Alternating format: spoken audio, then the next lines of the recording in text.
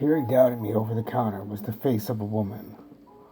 Her eyes were unnaturally large, almost bulging out of her head. The corners of her mouth were pulled back by painful infected stitches, and her eerily white teeth smiled down at me between bleeding gums. She made a tisking noise, sending specks of drool and blood onto me, and shook her head. "Patients shouldn't be out of bed," she said in a sing-song-like voice. I didn't want to wait to see what she would do. I stumbled to my feet and ran as fast as I could down the hall. With each step I could feel the jolts of pain shooting up my leg, but I couldn't stop. I could hear the clacking of the running heels as the nurse ran after me. I could hear her heavy breath as she gained on me. I threw my body into the door leading to the stairwell and was sent rolling down the stairs.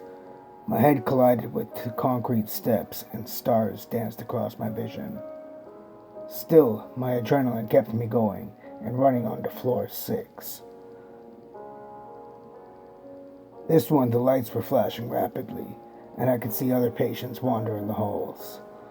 They were dressed in decaying hospital gowns, and as I ran past, they reached for me. Their nails scratched my flesh, but I still wouldn't be stopped. I pushed that one that resembled a young man out of my way, his face almost completely caved in and filled with white pus. I made it to the next stairwell and still could not get myself to stop running. Through floor 5, I was greeted by burly men who seemed to have no heads. They were dressed in orderly attendees' uniforms and tried to block my path. Their brutish hands grasped at my clothes, but by pure luck I avoided being grabbed. Down on floor 4, I was met by almost pure darkness, the hallway being lit by flashing red emergency lights. The walls vibrated with the sounds of screaming patients, and in the red haze I could make out hospital furniture scattered across the hall.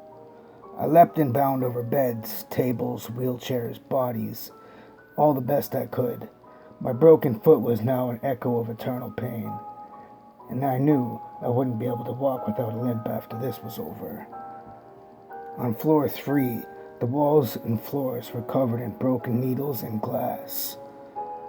I could still hear the screams and sounds of rushing footsteps behind me, so I quickly ripped off a piece of my hospital gown and tied it around my bare foot the best I could. Taking a deep breath, I launched into the hall.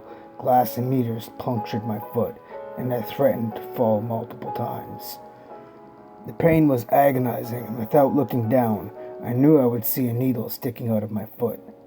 Still, on I ran, pushing my body to its very limit. I kept her face in my mind, knowing that if I made it this far, and if I could just keep going, I would see her again. When I got to the second floor landing, I stopped as carefully as I could. I pulled the needle out of my foot. I screamed in pain and punched the wall a few times. Instantly I regretted it, seeing my now bloody and broken knuckles. Gathering my composure, no longer hearing the sounds of approaching footsteps, I opened the door to floor 2. Wheelchairs scattered the halls, and the bodies of broken mannequins sat in each one of them. When I opened the door, the ones who still had heads turned and looked in my direction.